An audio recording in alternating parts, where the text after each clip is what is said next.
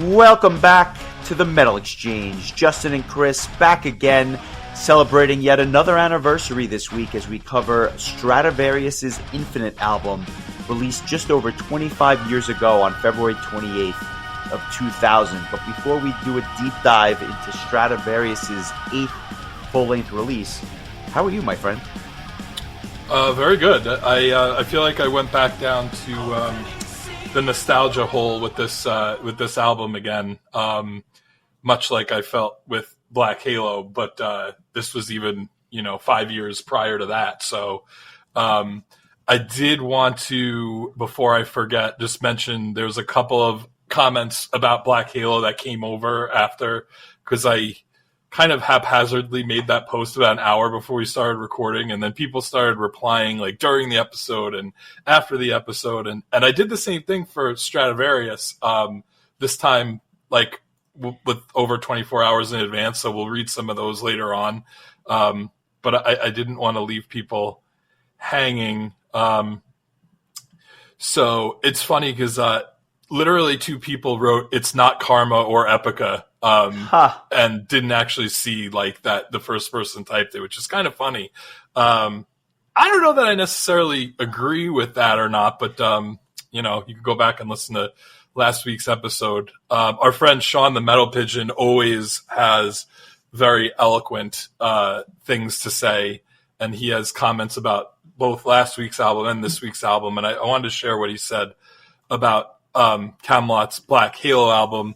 He said it's easy to overlook its impact looking back, but at the time of its release, it really broke through in a big way for power metal in the States because it was a darker, more serious take on the genre that felt gritty and heavy like American bands such as Savatage and Iced Earth, but also had the melodic flair and musicality of Europower. When the Somewhere in Time music video broke through, it was many people's gateway to the subgenre, and it was such a great one at that.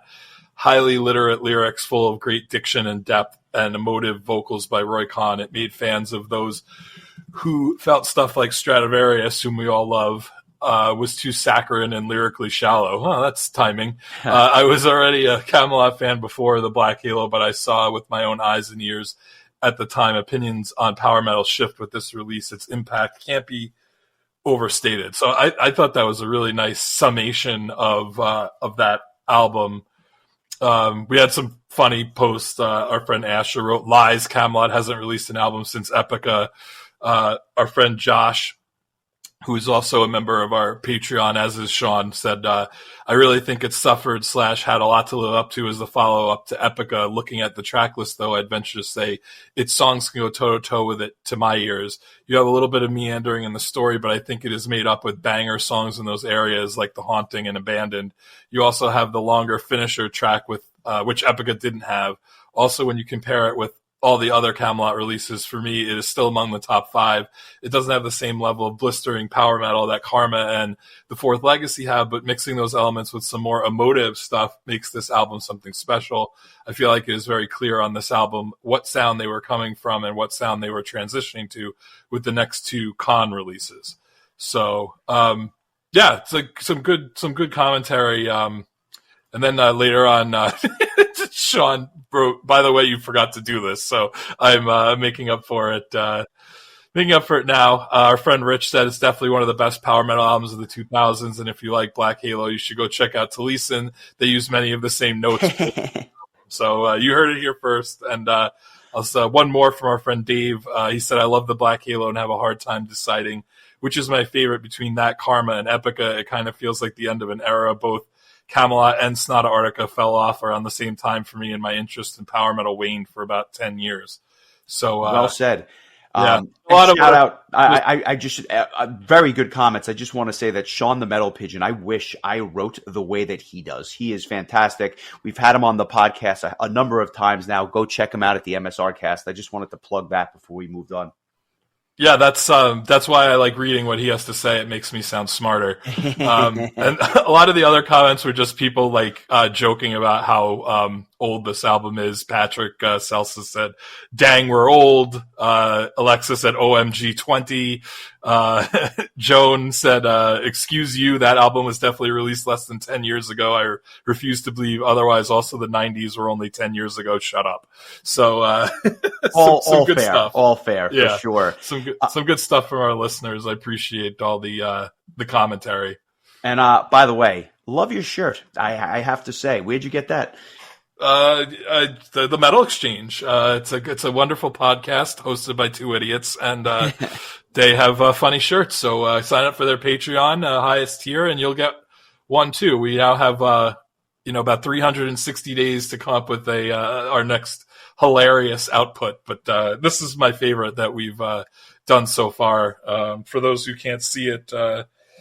I did post it on I posted it on both my personal and the podcast social media, so you can see it there if you're curious what it looks like. But it harkens back to our two discussions about the Avantasia, the two metal opera albums that the band Tobias in particular likes to pretend never happened. So yeah, there you go. As is evidenced by the set list that was released just last week from their tour. But a couple of new items I just wanted to mention, and one old item, because something was brought to my attention. I'll get to that momentarily.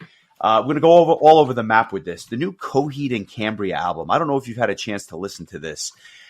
This was a real nice surprise. The album is called The Father of Make Believe. And the way I would describe this is like My Chemical Romance meets The Deer Hunter and Rush. And you put all three in like a little bit of a jar. You put them together, and you have the new Coheed and Cambria. So it's got like an alt-rock vibe. It's got a progressive rock vibe for sure. And I don't know, something about this album was a real hit for me. I thought the lyrics were great. I thought the melodies were great. I thought it was just something that people should definitely check out if they've never heard anything by this band. Did you have a chance to listen to it yet? Not yet, but I plan on listening to it based on some positive feedback that I've seen from our friend Knops and others. This has always been a band that I've always liked songs from, but I don't think I ever just sat down and listened to a full album from them before. I remember, I believe the song was Running Free that came out in The Running Free, I should say. Came out in 2007 on the No World for Tomorrow album. And I can't remember if it was Guitar Hero or Rock Band, but it was like such a fun song to play on one of those, like I forgot which, but I remember that being a particularly good song. I mean, I think everybody knows Welcome Home. I feel like that was kind of like the song that really put them on the map. I remember being used, I want to say in a car commercial at one point. Like it was a pretty widespread song. But I remember Knops told me about this band before they blew up. And I remember him telling me they had a song called 2113, which was like the unofficial sequel to 2112. Huh. So I guess the love for Rush started early for them. But yeah, I'm looking forward to hearing this. I always thought that the singer had such a unique voice. And so, your description of the combination of bands that it sounds like is really piques my interest. So I look forward to listening to it. It's one of the few albums that I haven't listened to yet that have come out this year that I have wanted to. So nice. I'll make a point of it soon. Speaking of things to kind of go out of your way with, do you remember the label Underground Symphony? Yeah, it definitely sounds incredibly familiar. They released a lot of power metal albums, mostly Italian bands, in like the late 90s. And they were known for like spotty production, to say it nicely. A lot of Italian prog metal and stuff like that. And unbeknownst to me, they're still around. And I mention that because an album came out on that label called 9 Ways to Salvation. And the band is called Dark Horizon. They consider themselves power metal. I think it's definitely got power metal tendencies, but I also hear like arena rock. I hear a little bit of AOR on tracks. Really depends on which the tune is. But I say that because I thought it was just a really interesting listen. I don't know that it's going to be my album of the year, but I thought it was something that you particularly would enjoy because I know that those are kind of genres that you gravitate towards, and when you throw them in a pot, you get this Dark Horizon band. So I'm gonna post something by them this week. I think it's definitely worth checking out. And I should note that Giulio Gargentini, I guess as his name is, really interesting vocalist. Kind of reminds me a little bit of Midnight from Crimson Glory, amongst others in the higher octave range. But the vocal lines are just interesting. So well worth checking out. And I wanted to mention one other band, and I think it was you that sent me this. It may have been courtesy of Knops, but there was a song you sent me by a band called Age of Aquarius. Was that you, or am I dreaming?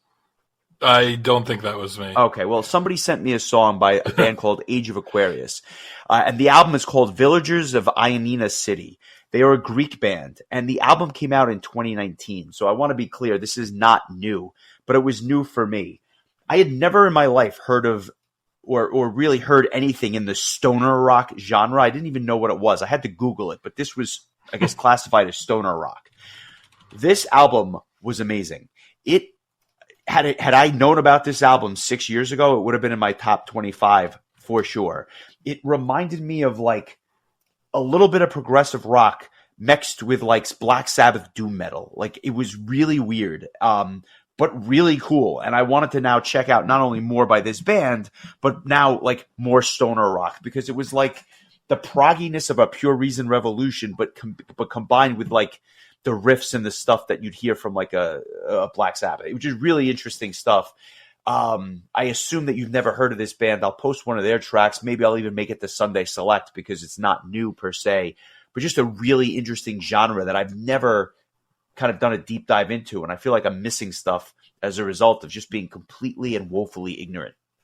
I went from possibly sending it to you to having no idea what it is you're talking about all in a couple of minutes. So, share away. I will be interested in hearing that. A song I did send you was our friends in the band Terminal Dusk, who are from Portland, Oregon, reached out to us and asked us to check out their latest video, which was a cover of Madonna's Like a Prayer. And I have to say, like, that is one of my favorite pop songs of I believe it came out in the 80s. And I love their like symphonic power metal kind of take on it, or maybe like it's more, I don't know if I call it power metal, like maybe like a symphonic gothic metal, but it's a really cool version of the song. One of my favorite pop songs, like I said, and I thought they did a nice job kind of darkening it up and making it a metal tune. And I know I sent it to you and you enjoyed it as well. But, if you want to check them out, they're at terminalduskofficial.com, and there's a link to the video like right on the front page of the website. But it is a great pop song, and it is a great cover. No doubt about it. I thoroughly enjoyed that. So thanks to them again for sending that our way.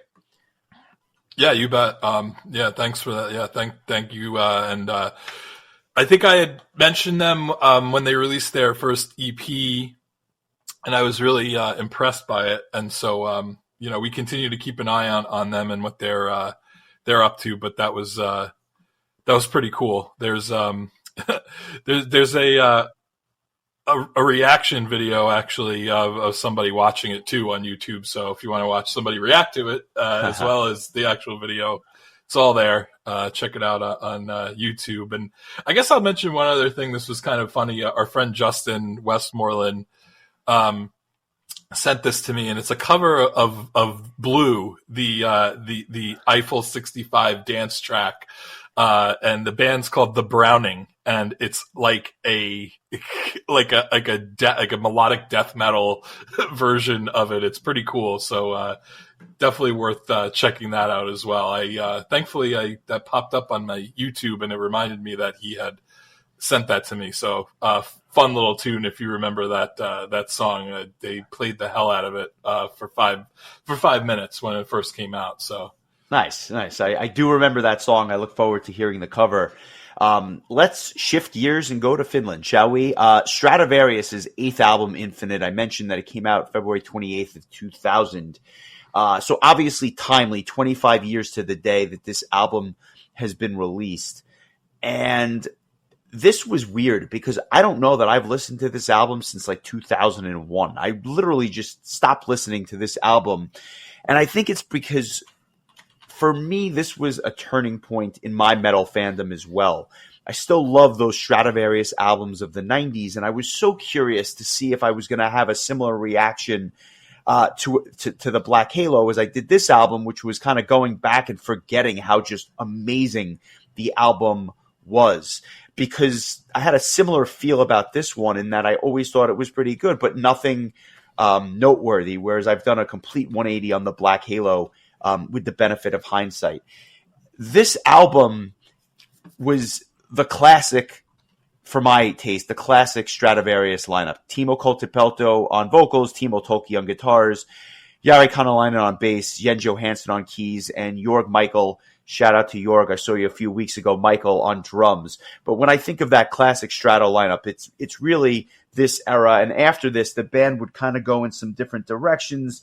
And it wouldn't be for long before they would come out with this self-titled album, which at some point we'll cover, but I don't look forward to that at all because that was a heaping pile of trash. And then they would rebound after Tolkki left the band, and it almost got fresh again in many ways. But this was again that classic Stratovarius lineup. What were your thoughts when this album came out? Did you love this as much as like Fourth Dimension and Episode and the stuff that we grew up on? Because we were still in high school when this came out, but it feels like a lot of time had gone by.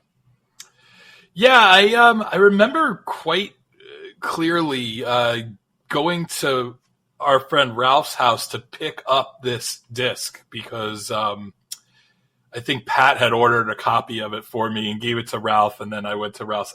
And if my memory serves, I think Nick drove me over in the brown van, and we were listening to it on the long drive back from Manhasset Hills to New Hyde Park. We probably didn't even make it to track 2, honestly. Although if it was rush hour, we might have made it all the way to Celestial Dream. But I remember being excited about it, and then it became one of those albums where like I would randomly pick up songs from it through the years and be like, oh wow, like Glory of the World, like what a great tune, I forgot about that.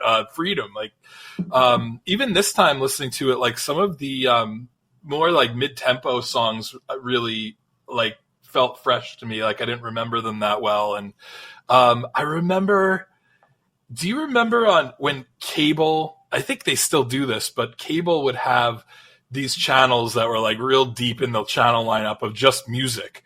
And they'd have each channel would be a different genre. There'd be classic rock or, hip hop, whatever. And sure. There was a metal station. And I remember being at my parents', it probably would have been in 2000 or 2001 after they moved upstate. And I remember hearing Phoenix on that station and being like, wow, that's really cool that like Stratovarius is playing through it, like on a TV channel right now. That's cool. I remember a track from Hammerfall's Renegade, which came out I think the same year, was also on that channel, and it just like blew me away because there really wasn't like any mainstream way to listen to a lot of this power metal and prog metal of the time. So I remember that song really well. I remember, Hunting High and Low and A Million Light Years Away were like the singles. And so there were music videos for those tracks. So I remember those two really well. But to answer your question, when it first came out, like it was like really right before all of us like left to go to college. So like, I don't know that I listened to it nearly as much as I did the albums prior to it, particularly like Fourth Dimension through Destiny. Those 4 albums there were really like the core of my Stratovarius listening. But like in retrospect, going back and listening to this again, I think that this goes to me like this fits into that like peak early era, peak Timo Tolkki era Stratovarius. For me, I think it's after this where I think I started to kind of lose touch with the band. Like I didn't really love the Elements albums, and like you said, the self-titled album was kind of a mess. I predict we do Fight for the Rock before we do that album. But we'll get to like the post Tolkki era because the band really came back with a vengeance, and to this day are still releasing some of their best albums, which is great. Like, there's two really strong eras of this band, and one of them is currently still happening, which is awesome. But to me, like, this kind of marks the end of Timo Tolkki's like real just string of unbelievable songwriting across 4 or 5 albums. I mean, even going back to like Twilight Time, there's some songs that I think are just phenomenal. And that was like 1992. So like, he was writing for 8 years, like some of the best power metal songs of all time. But I will say, like, I don't know if you started to pick up on this as well, but like, I feel like this was the album where you started to feel like maybe he was running out of ideas, because I feel like they borrow some stuff. There's songs that remind me of previous Stratovarius songs. Yes. So like, I thought it was just me, but when you really know the catalog, I guess, as well as we do, and I don't say that to brag, I'm just, as a matter of fact, I know the catalog. I heard a sameness to this. So I agree with you. This is probably the end of the classic run of albums, but I don't hold this album, or at least I'll say I didn't hold this album in as high regard as some of its predecessors. It was just like, think of it as like the pitcher who's still got stuff, but he's lost just a little bit on his fastball. That's what this album is. And I don't know that has changed this week. There were a couple of tracks that really jumped out to me. I'm like, damn, I forgot how good this was. And then there were others where I'm like, I've heard this before, because the riff is exactly the same as something that they did 5 or 10 years prior and stuff like that. And so there was a little bit of that as well. But not to say it wasn't enjoyable, but I agree with you. The well was starting to dry up here. And it's for that reason that I don't think I can hold it in as high regard as like even Destiny that came before it. When Destiny came out in 1998, I remember getting that album, going back to my room with Mike. And we were just, the opening of Destiny comes on and we're like, holy shit, what is happening? Like, this is mind-blowing stuff, just as good, if not better than stuff that, was on Episode or Visions. It was just one of those songs where you're like, this is as good as it gets. And I never really felt that on this album, sans for 1 or 2 songs. All right, fair enough. Yeah. But not bad, just, a little bit more. I wanted a little bit more. So, with that, I say we get into it. The cover art is by Derek Riggs, not Lisa Frank, which I made a joke about last time. And for those that don't know who Lisa Frank is, she did like art on like girls' folders and notebooks and stuff in like the mid-90s. And if you Google her stuff and you Google this album cover, it's shocking that it's Derek Riggs and not her. But I digress. I remember getting this album and being really impressed with the artwork. I just thought it looked it does look really fantastic. Cool. I agree with you. And Stratovarius had a kind of a history of having like these really like AI looking, like bad AI looking Microsoft Paint like album art, which I think like Visions was probably the first one where they kind of broke away from that. But like there was some pretty brutal Stratovarius album art in the early 90s. And so this, I think, is really stepped up their game, really cool big time. looking. Yeah. Yeah. And so I think the album jumps off with the song that people know the most, if you will, from this album, Hunting High and Low. Some have described it as the best Stratovarius song of all time. I know that people were commenting on your page about that earlier. Is it your favorite Stratovarius song of all time? Do you share that opinion? No, I don't think so. It's not even my favorite song on this album, to be honest with you. But I think part of the reason for that is just because this is one of those songs that really was, it's like, to me, it's like Hammerfall's Hearts on Fire. It's like the song that they always go back to in like live tracks and stuff. So it's almost like, it got a little bit overplayed for me, even though I agree it's a very good song. It's a great song. I'll read the full thing since, our friend Sean the Metal Pigeon, we had such nice things to say about him. He's back and he wants to talk about Stratovarius here. And he says, well, Hunting High and Low is not only the best song on the album, it's Stratovarius' best song to date. I heard this song first on the Death is Only the Beginning Volume 6 compilation DVD that had its music video on it, and shortly after bought the album somewhere around 2000, 2001. will never forget driving with my friend Matt Roy, or Matt Waugh if you're a hockey fan, on a Houston freeway at 70 miles an hour with that song kicking on, it just being the biggest adrenaline rush ever. I remember we were grinning at how ridiculous / glorious it all was. I'll circle back to Sean's like overall thoughts on the album when we get to the end, but I being that he mentioned the song in particular, I thought I would share that little tidbit from him. But yeah, it's I mean, I think this is a hell of a way to kick off the album. It's just a really memorable tune, and it's kind of sticks the tradition of Stratovarius had been created, where they open up their albums with really memorable songs, and this is no exception. I love the keyboard intro. It's very iconic. The verses are fine. They remind me a lot of what you heard on Fourth Dimension. Not one song in particular, but just the verses that you hear on that album. The chorus is not my favorite, but it's certainly catchy, and I think it's a simple song, but it's really good live. I actually prefer it live. When I saw them play it on 70,000 Tons of Metal this year, I was reminded of how enjoyable the song was. But it's a little repetitive. It doesn't really overstay its welcome. But I just find it to be a better live song. I understand why people appreciate this, but I'm in the minority when I say it's like, not my favorite song, but it definitely is something that the band has kind of gone back to time and time again, like you mentioned. The guitar solo is just vintage Timo Tolkki, though. I love just his guitar tone is so unique, and just it's him when you hear it, and I feel like it's a very memorable. It's not a super complicated guitar solo, but it's very memorable. So another positive aspect of this tune, a great way to open up the album. Yeah, and you talk about like the iconic Timo Tolkki solo.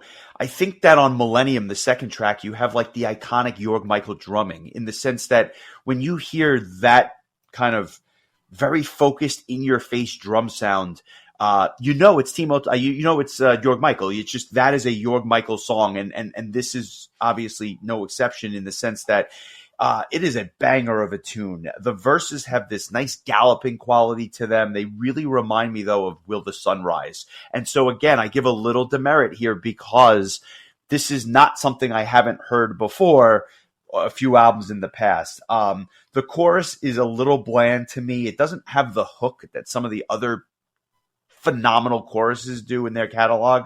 That all being said, I rather do enjoy it, and I do say, like I kind of forgot how good the song was, even though I kind of sound like I'm slandering it. Like, I enjoyed it. It's just, I have to note these things. And I think part of the reason I enjoyed it as much as I did was because some of the notes that Timo Coltepelto hits, especially at the end of the choruses, are just out of this world. And it kind of ends with that really awesome guitar and keyboard solo where they're mimicking each other. Just really, there are elements, no pun intended, of this song that I really enjoy. Yeah, I feel like this is, again, I also heard Will the Sunrise. There's a guitar riff prior to the chorus that is definitely borrowed from that track. But yeah, Stratovarius does a really good job of these. I think you would say that this is like a fast-paced song if you compared it to like normal pop music, but if you compare it to like Hunting High and Low, it almost feels like it's mid-tempo for Stratovarius. Even though the drumming, like you said, it's so fast, even though it's not the fastest song. But I think Stratovarius just around this time did such a good job with songs like this, and this is another example of that. Also, I think a good track to follow Hunting High and Low, because it's not quite as punchy and poppy as that track. So kind of like this, I feel like this album does a really good job of pacing itself, especially coming up on the next song. But yeah, I always thought this was a really solid tune. I like this one quite a bit. Nice. And in terms of that pacing, we get to Mother Gaia, which is the first of two real epics, songs that are like longer than 8 minutes on this, and Mother Gaia clocks in about 8 minutes and 18 seconds. What do you think of this? Because other than songs like Destiny, they hadn't done a ton of songs like this in their back catalog, and now it was becoming more of a staple of these albums. The beginning of the song reminds me a lot of Season of Change from Episode, but I feel that's a song I never really loved, and I feel like this song ends like there's more meat on the bone. I think there's more to it when the song gets going towards the end that I never really could get into Season of Change. I don't know what it was about that song. I always felt it was kind of droned on. Whereas like the second half of this song is this really beautiful orchestral arrangement. It's done in a very kind of emotional kind of style, but when those strings come in that last like 2 minutes of the song, I just love that. It's a really, really well done song. Like the first half, I think is a little bit kind of nondescript, but I think it kind of is like setting the table for the more, for the emotions to kind of pick up on the second half of the song. This is a song I don't remember liking that much, and I really enjoyed it quite a bit going back to it and listening to it again and really like diving into it and listening to it a bunch of times. And like I alluded to earlier, I like the positioning of it because you open up with a really like heavy, fast-paced power metal song. You slow it down a little bit with Millennium, and then you slow it down even more with Mother Gaia, and then the next track, Phoenix, kind of picks things up again. So you're really going on the old power metal roller coaster ride, if you will. But yeah, this one kind of took me by surprise. I don't remember it being as good as it is. I agree with you completely about the placement. I thought it was well placed. I remember not particularly loving the song 25 years ago, and I don't know that I've changed my opinion all that much. Kind of starts off with that ballady feel. I do enjoy the keyboards and the vocals together, and it has that older feel to it. So I totally hear the Seasons of Change thing now that you mention it. I don't know that I picked up on it originally, but you're right. And I think that has that retro feel. It's a very progressive track. There's like little guitar noodlings that stand out, throughout the song. And as the song continues, the soundscape just continues to open up. And I appreciate that majestic quality to it. But something about the song is amiss for me. And I don't exactly know why. I listened to the keyboard bridge, and it seems like a little bit out of place and forced. And I think the back end of the album or of the track sounds like Queen to me. I don't know why, but I hear Queen towards the back end. But it's just a little slow and a little mundane, even with the beautiful orchestration. Something about it just doesn't click. And then I also know that Phoenix is a real banger of a tune that comes afterwards, and that's something I do look forward to. This is a riff-based song that is vintage Timo Tolkki and Stratovarius. It sounds a touch like Black Diamond. I don't know that it's a ripoff, but I hear a little bit of Black Diamond here. And the chorus is a simple but effective Stratovarius chorus. Just catchy, enjoyable, and a song that I wish they played live. I don't think I've ever seen them play it live. This would be amazing in a live set. And the drums really stand out during the verses. It's not often that I say that the drumming stands out during the verses of a power metal song, but it does here. Something about this. And then when you get to the solos, the keyboard solo with the bass lines behind it, just a really good song. Not my favorite, but a very good track. Yeah, I like this one a lot too. I don't know that I pick up on the Black Diamond similarities. I feel like this one has kind of a unique vibe to it. Like I don't really think of any other earlier Stratovarius songs when I hear this one. I feel like it felt like fresh at the time. And yeah, like I said, I remember just seeing it on that cable channel and being like, wow, this is crazy. I'm sitting at my parents' house and listening to Stratovarius come through the TV. It's such a weird thing. And the other thing too is just the song choice, because you would have guessed like they would have went with Hunting High and Low or A Million Light Years Away, being that those were singles. So I thought it was cool that they picked a deeper cut. But yeah, this is, I think, one of the stronger songs on the album. I think it similar in tempo to Millennium. It's kind of the Stratovarius mid-tempo, which would be probably a bit more than mid-tempo for other bands. But for me, this feels like kind of like has more of a, I don't know, I feel like it's a little bit too fast for a march, so to speak, but it's, kind of in that area, I guess. But yeah, really good tune. I like this one a lot. You had asked me very early in the week, and we didn't discuss it in detail, but you asked me to kind of pick your song of the week, or what I thought you would choose as your song of the week. And I had mentioned that I thought you were going to choose the 5th track, Glory of the World. It's the only track that Jens Johansson would write on the album, but I just had a feeling that this would be your song of the week. And so I'll just simply ask, am I right? No, you are not. Okay. But what are your thoughts on Glory of the World? But it might be runner up, because I just think this is a really, really good tune. The chorus is so catchy. It's so good. I can only imagine Jens Johansson being so frustrated at how infrequently he got to write songs that made it onto the main, like the A-sides of Stratovarius albums, because the dude is a hell of a songwriter. And he has some credit on some of the B-sides, which we'll talk about later. But this is the only song that anybody that wasn't Timo Tolkki had on the proper 9 tracks on the album, and it's a damn good tune. All the things I love about power metal, all the things I love about Stratovarius, really good tune. And if it wasn't for another track coming up, this probably would have been my song of the week. But there's one that I like even more, and is one of my all-time favorite Stratovarius songs. Possibly my favorite. I don't know. It's hard to say. There's so many great ones, but it's a hell of a song. Really, I have another one picked out that was kind of like, if it wasn't this, it's that. So I'm wondering if it's that. I'm sure you guessed it. Well, we'll see. I'll say this about Glory of the World. I'm almost happy that you didn't pick it, because it's my song of the week. I love this song, and I'll tell you why when we get back. Let's take a listen to Glory of the World.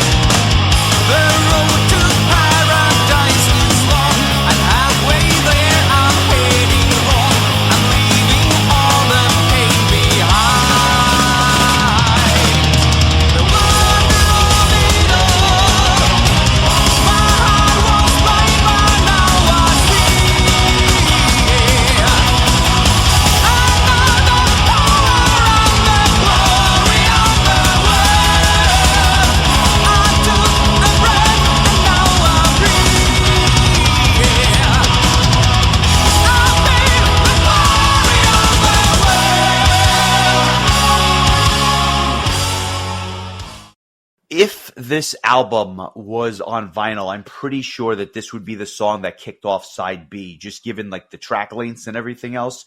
And what a great way to kick it off. I love the riff. It was just very reminiscent of that era of Stratovarius, but it felt fresh. It was not a recycled riff. And I love that there's just a keyboard solo right out of the chute. As if you didn't know who wrote the song, we're going to just throw a keyboard solo right up front for you. I love the mid-pace verses. They're very melodic and upbeat. The chorus is beautiful, and that it's just an earworm of a chorus with remarkable vocals. It is probably the most interesting of the tracks, and every instrument certainly gets a chance to shine. It was not close. I listened to it the first time. I'm like, yep, we got it. And then I listened to it subsequent times. I'm like, it's not a changing. So, there's my song of the week. But I can obviously appreciate why you liked it, and at least why it was in contention. Yeah, I and plus, you talk about recognizable instruments. Like when you hear Jens Johansson's keyboards, I mean, just like we mentioned, he played on the first 2 tracks of Black Halo in last week's episode. Immediately. I think of also when I think he had filled in for Sonata Arctica when Winterheart's Guild came out, because they were between keyboard players, and like it's like so obviously Jens on that album. It's just his patches or his tones are just so recognizable, and so I feel like he really, being that he wrote the song, gave himself a nice chunky keyboard solo. That's really great. So I'm glad you chose that song because it's one of my favorites. Nice. We move ahead to A Million Light Years Away, and this was one of the songs that not only was released as a single, but was a song that I just have vivid memories of. A mid-paced tune, really standard power metal fare, but with really lush production. I thought here again, every instrument stands out. The verses are good, but it's a really memorable chorus. Not my favorite, but just memorable. It immediately came back to me when I listened to it again. I had, I'm not going to say I forgot about it, but like it's the second I played it, I'm like, oh yeah, I remember this track now being on the album. A bit repetitive, but again, a quality tune. I always thought the guitar solo was probably the standout, just because it was dripping with emotion. You can almost feel the solo on this song, and a good choice for a single. Not a bad track at all. Yeah, I like this song a lot, and it reminds me so much of that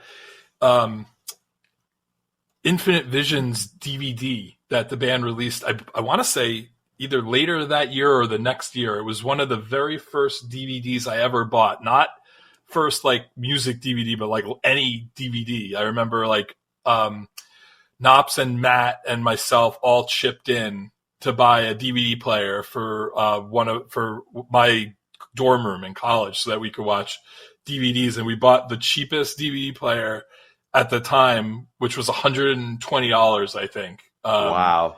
And it was an Apex. That was the name of the brand. Like if we want a Sony would have cost like $250 or whatever. And I remember like some of the earliest DVDs I bought, like I remember like ECW match compilations and the Rocky box set of the first 5 Rocky movies. But the first music DVD I ever bought was that Infinite Visions DVD, and it was I think before bands were really doing like the full concert treatment, and it was kind of like this fun like just backstage clips of like Jens blowing up a toilet and like like random live clips from different shows like that were recorded from on like a camcorder, like this was 2000. But I remember the DVD menu was A Million Light Years Away. And so when I hear that keyboard riff that opens up the track, I think of that menu. If you've ever fallen asleep watching a DVD and then you wake up in the middle of the night and the menu music is just on loop, that's what you would be hearing. That's really funny. And correct me if I'm wrong, but that's when DVDs were like different regions. So you had to get like a region-free DVD player in order to play some of these imports. I know I had to spend money to get like a region-free DVD player. I was able to hack the DVD player that we had because it was kind of a low-end DVD player. I looked it up online, and apparently there was something you could do. You could burn some sort of coding onto a CDR, put it in the DVD player, and it unlocked the region lock on the DVD player. And so I bought the Halloween Pumpkin Videos DVD, which was a Japanese only DVD at the time, and was able to play it, and it was awesome. So that was amazing. Something that I did. Is the next track, Freedom, your song of the week? It is. This is one of the best Stratovarius songs ever made. I think that they had Timo Tolkki hadn't gotten to a point yet where a lot of his songs felt like they were borrowing from older Stratovarius tunes, even though you get a little bit of that here and there on this album, but this just really feels like another fresh, great Timo Tolkki like power metal banger, just unbelievable keyboard solo, guitar solo, probably one of the most catchy opening riff that just continues throughout the song. I love everything about the song. This is everything I love about Stratovarius during the Timo Tolkki era, and no disrespect to our fine feathered friend, the Metal Pigeon, but I think this might be Stratovarius's best, or at least one of their best songs to date. So we'll have to fight it out the next time we see each other. But yeah, this song's outstanding.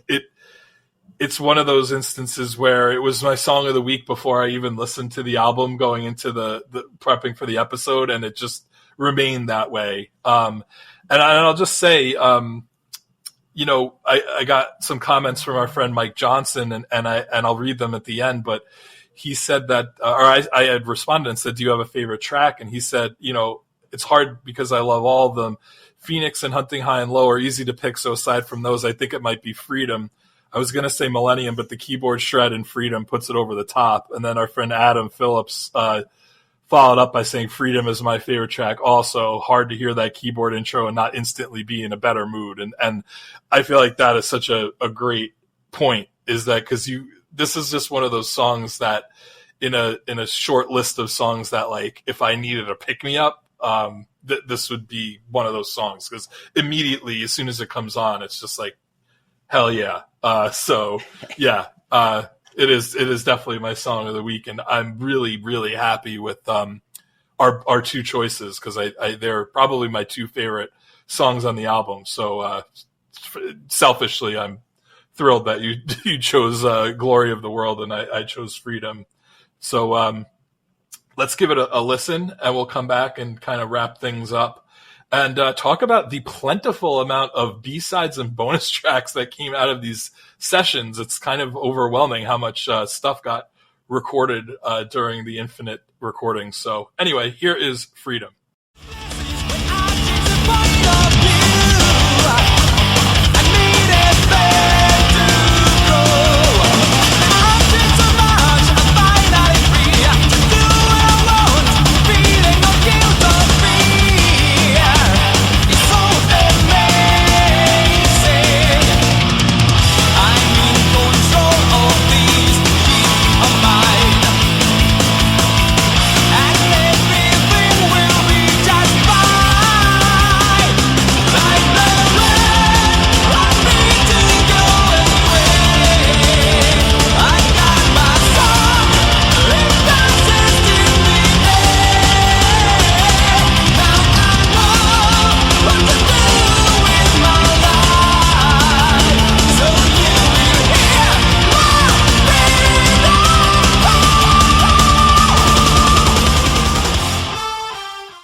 We are back. That was Stratovarius's Freedom, and that was my runner-up for Song of the Week. So I think that you and I are pretty much in lockstep on this one, at least as an album.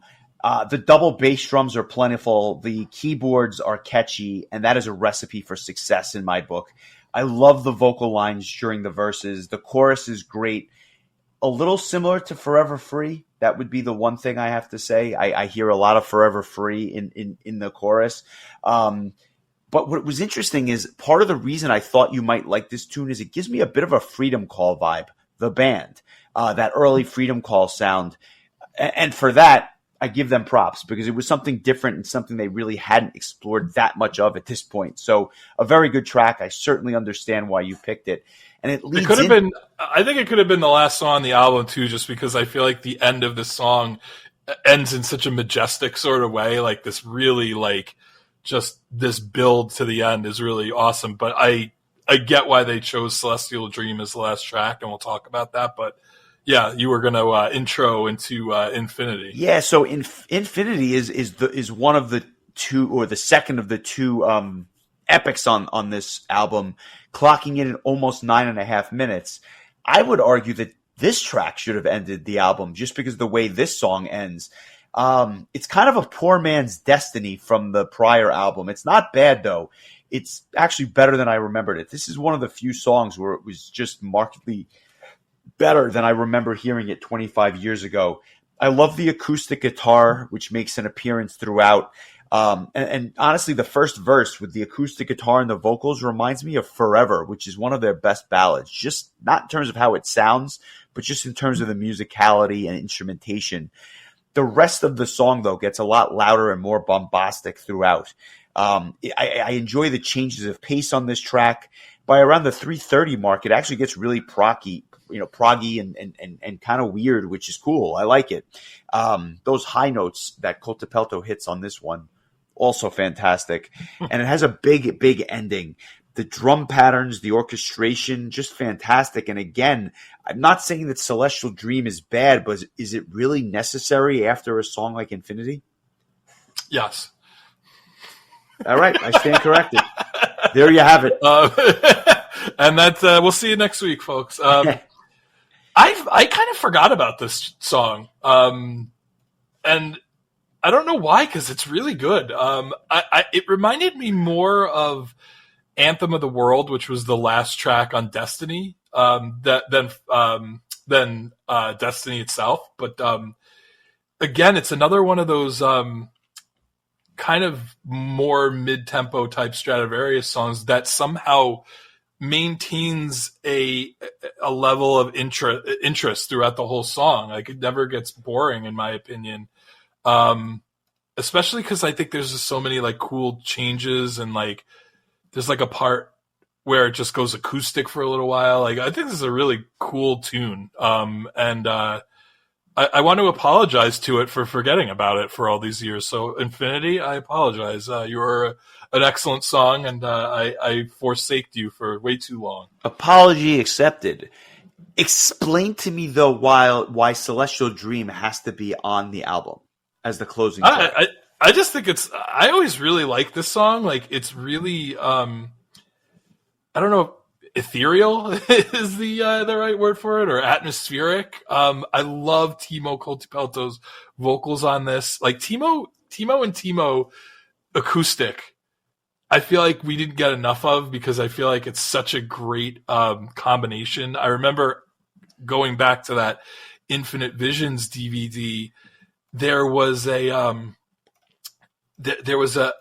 performance, God knows when and where, but they were doing an acoustic version of Hold On to Your Dream, which was on the Dream Space album, which I had never heard Timo Cotipelto sing before, because it was originally sung by Timo Tolkki, and it was so cool hearing them do that acoustic. But anyway, I love this song, but I feel like it ends really abruptly. Like, there could have been a little bit more of a way to like wrap it up. It feels not quite pull me under abrupt, but like I feel like it kind of ends before it really gets going. And maybe that's the point. Maybe it's meant to be more of like an outro track. But I think like Infinity is such like a massive production, with all of the orchestrations, and it's 9 minutes long. And this is almost like this nice little come down from not just that, but the whole album. And there really isn't, I don't know if I would call Mother Gaia like a straight up ballad.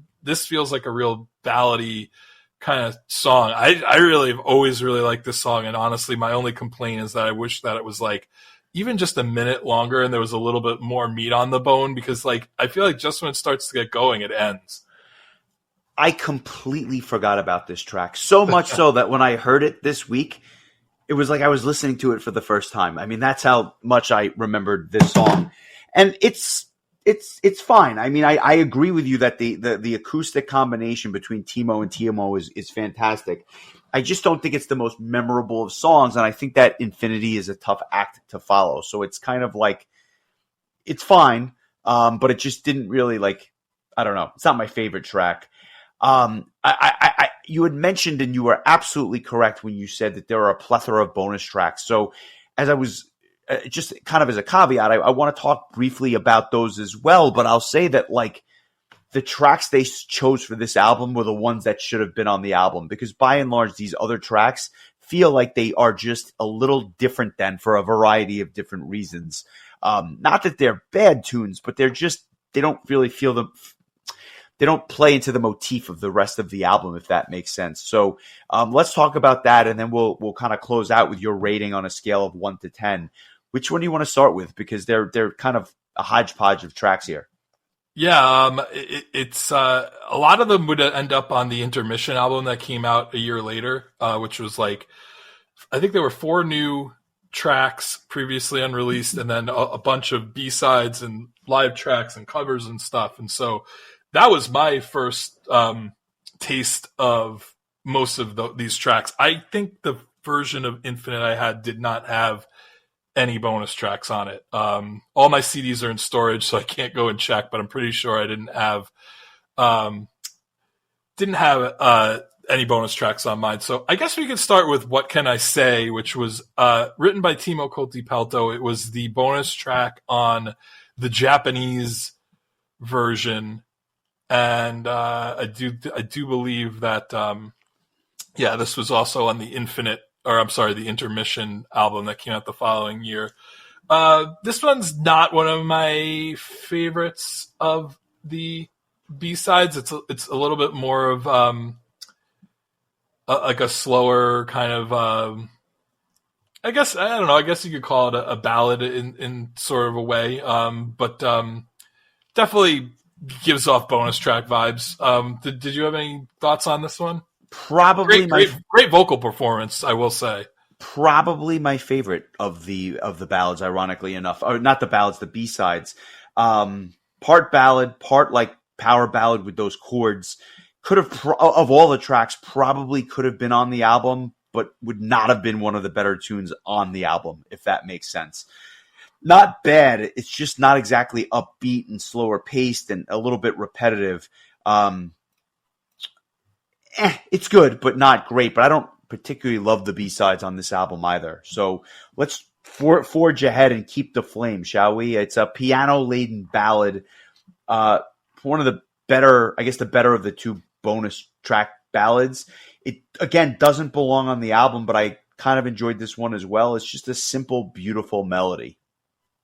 Yeah, this is one of the 3 tracks that were written by Jens for these sessions. And I like this one quite a bit more than What Can I Say? I think it just has a little bit more of that emotional oomph to it.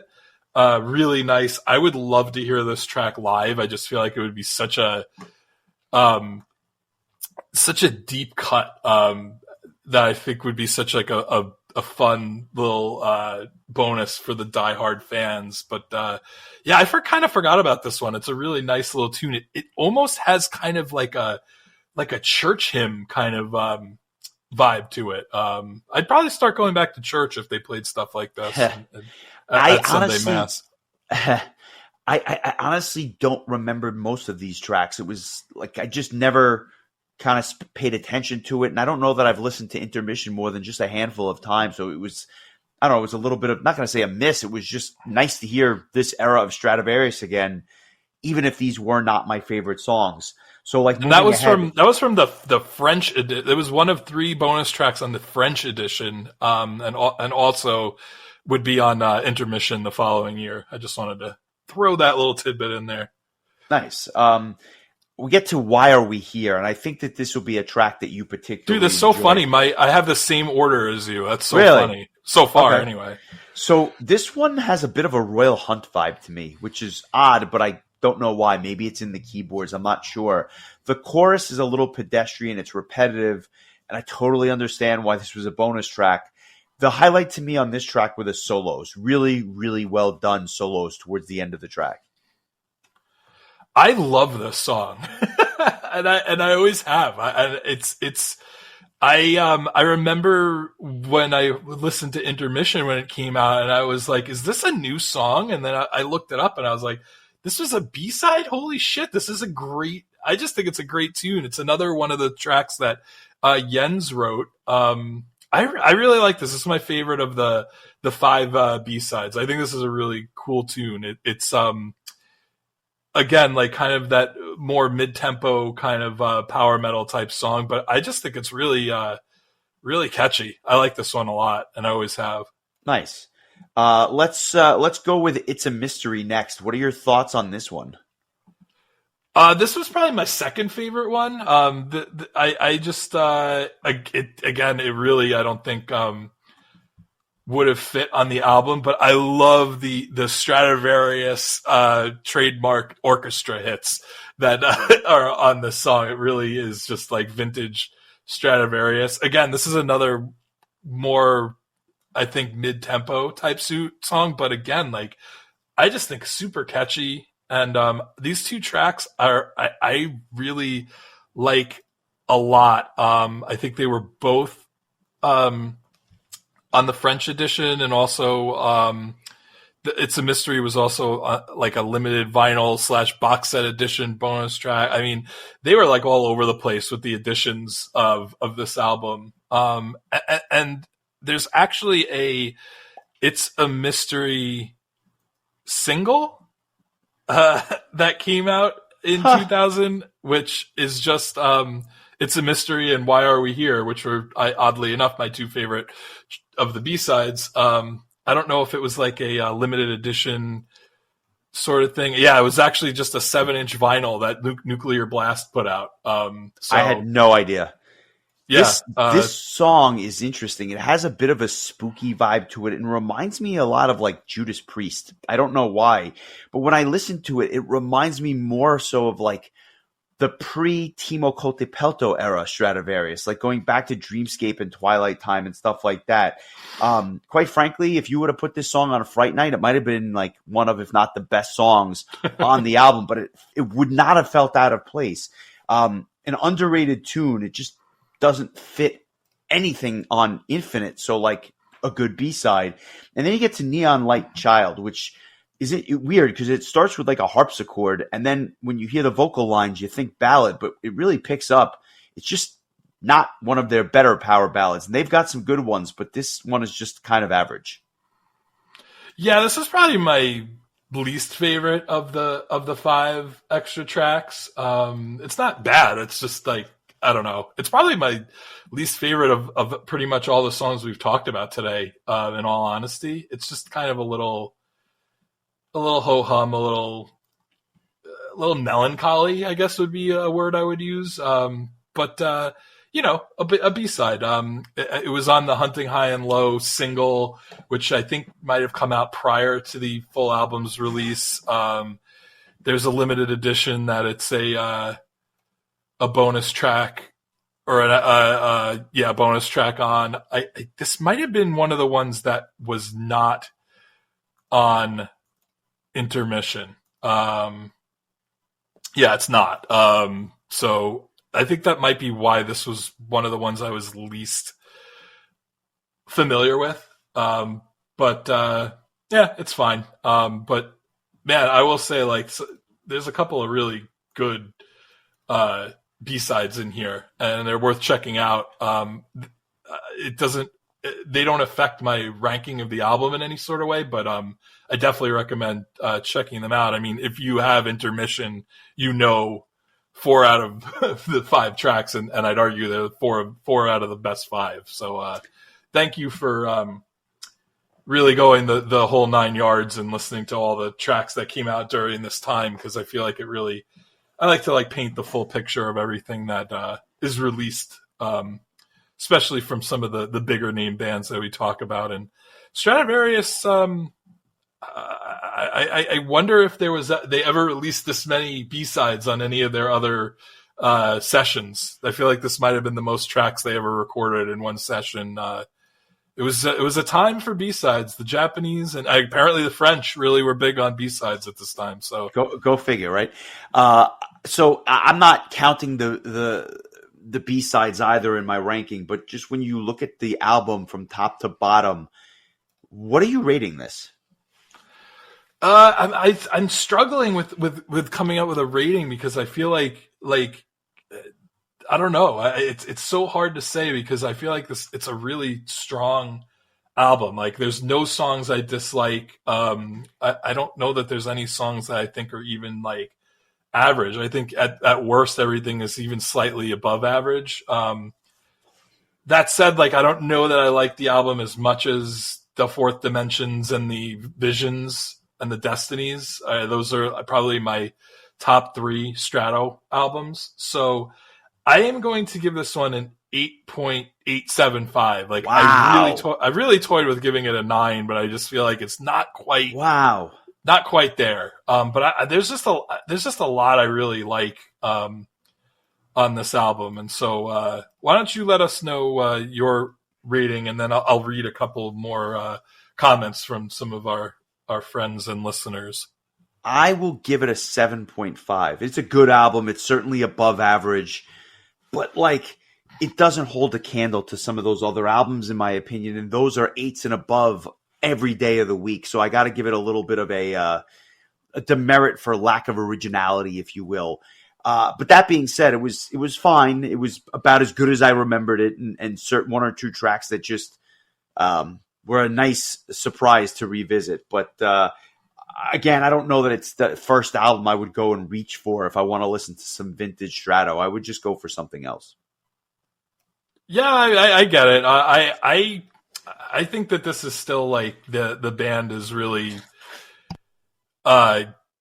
still like kicking on all cylinders, and I think it's shortly after this where things start to kind of lose me, at least. And I'll definitely be interested to talk about those Elements albums, because those came out during a time where I was definitely paying less attention to what metal bands were doing. And like, if it didn't blow me away right away, then I wasn't really going to go back and listen to it a ton more. And so I really didn't. But I also, oddly enough, is like around the time where I think I actually finally started to see the band live. And in fact, the first time I saw the band live might have been during the self-titled albums tour, which, as bad as the album was, the tour itself, the track list was pretty solid, and the handful of songs they did play from that album, I don't remember if they played Maniac Dance, but the other tracks were pretty good. So it's interesting. I did get to see them at least once when Timo Tolkki was still in the band, and I'm almost positive it was at BB King's. Where else would it have been? Yeah, in fact, it was. They played twice within about a year of each other at BB King's, which was awesome. But that's a story for another podcast, I suppose. Yeah, I remember really just being so pumped to see them for the first time, because I didn't see. I believe their first show in the U.S. was at Prague Power, and I didn't go to that Prague Power, so. I also, it's funny. I spoke with Jari Kanalainen backstage at Prague Power when he played bass for Master Plan, and I had asked him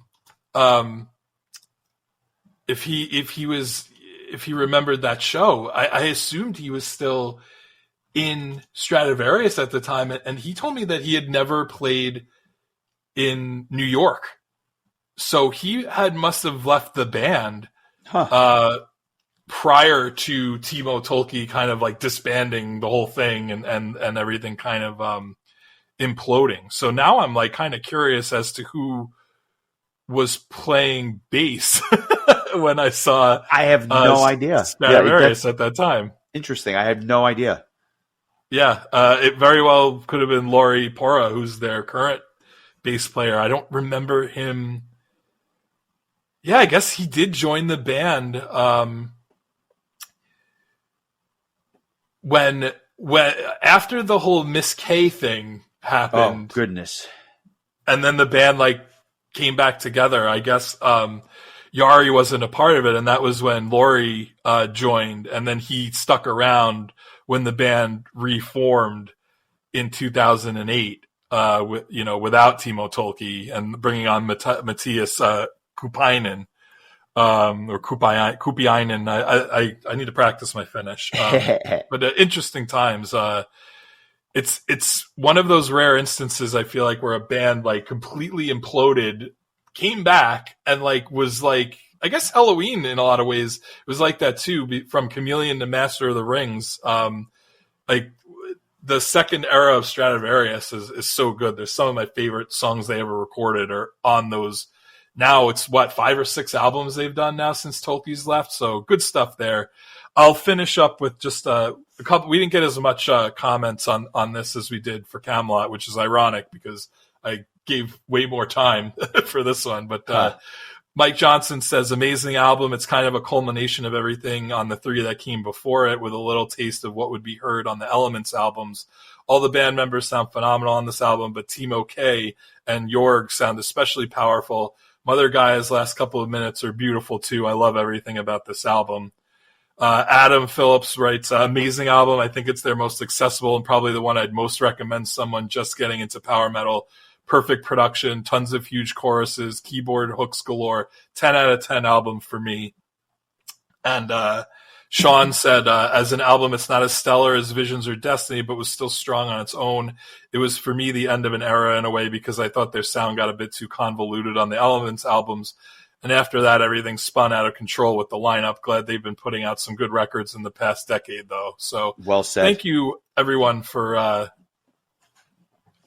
adding some commentary. Adds a little extra flavor to the episodes, and I'll try to do more of that going forward. It's cool hearing people's thoughts on these classic albums, especially celebrating anniversaries. We were a little late on this one by a few weeks, but no harm, no foul. So yeah, I enjoyed going back and listening to this one. So good stuff. Nice. Let us go to some news items, just some departures and some tours. First, Guns N' Roses has parted ways with Frank Ferrer, their longtime drummer. He's been with the band on and off or at least with Axl Rose for like the last 19 years. So he is leaving the band. I think they're going out on tour this summer. I'm sure they'll find an adequate replacement soon. No word yet as to what their plans are there. And in Catatonia news, Anders Nystrom, founding member, has left the band.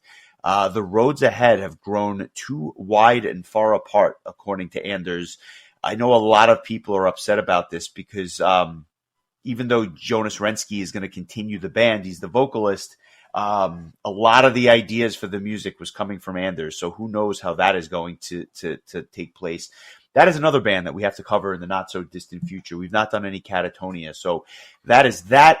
And some tour news. Baby Metal going out on tour this spring and summer starting June 13th in Houston, doing a run of shows ending up in Phoenix, Arizona on July 23rd. This is a rather large tour that they're doing in some pretty big venues. And so kudos to them. I'm just shocked that they're able to play some of these venues. But that is a tour that's in the works. And also another band that is blown up completely, and that is Sleep Token. We've talked about them in short form throughout the years of the podcast. They're going out on tour in September and October of this year, doing arenas. They have gone from playing holes in the walls to mid-size venues to arenas. I will be very curious to see how they sell this tour, but kudos to them, because if you can play a place that holds 15 or 18,000 people, you're doing something right. Absolutely. So we go to next week, and this is one that I've had on my calendar for a bit because it's another anniversary album. I think our third or fourth in a row. So we're cooking with gas here. We've covered a lot of the classic thrash bands in the U.S. We've done the big four: Metallica, Megadeth, Slayer, and Anthrax. But we haven't delved into that second tier of bands. And so I want to cover Bonded by Blood, Exodus's first release from 1985. This is a really heavy and fast thrash album in an era where thrash was kind of really taking off here in the United States with the aforementioned bands that I mentioned. But I don't think you've had any real exposure to Exodus as a band, and I thought that there was no better way to do it than celebrating their debut album on its 40th anniversary, which came out April 5th of 1985. Wow. My girlfriend came out 2 weeks after that, so it's an interesting time. Oddly enough, I have this album, if you could believe that. So I'm shocked by that. Really? Yeah. I've had it since 2012. I don't know if are we starting to review albums that we've done already? Have we been doing this for too long? I have to assume that you told me to get it, or you sent it to me, or whatever. I don't remember ever covering this. If I did, I'm going to check it out. It's the only thing I have from them. I have no other tracks, but I have this whole album. Really? Yep. All right, hold on one second. I don't think we have. No, we definitely haven't done it. No, I would we have haven't. remembered. But nonetheless, I sent it to you, so maybe you just knew it was going to happen at some point. But kidding aside, Yeah, I'm glad I should go play the lottery now. if only. So, yeah, anyway, thanks a lot for listening. Give us a like and a follow if you like what you hear. We appreciate the feedback. It does help others find the show. And with that being said, I get ready to bang my head to some Exodus next week. I think that this will be an interesting album to cover in a number of ways. And then we'll do our song or our album of the week for April, and we'll forge on ahead here at the Metal Exchange. Yes, we have a very interesting request come April from our friend Uncle Knops. So I look forward to that. I know he's probably constructing a very eloquent blurb for us to share with everybody. So looking forward to that. But yes, Exodus in the meantime, this will definitely be my first time really diving into the band. I think that there was one song from this album that was on one of your playlists from like 11 years ago. Yep. Strike of the Beast. So, yeah. I'll have to, looking forward to listening to this. It'll be interesting. I have I've had a weird relationship with thrash albums on this podcast so far. So we'll see if this is, more on the Megadeth level or more on the Anthrax first level. Anthrax. Yeah, we'll see. So looking forward to it. Good choice. All right. Well, enjoy the week, my friend. I will talk to you soon. Take care, buddy.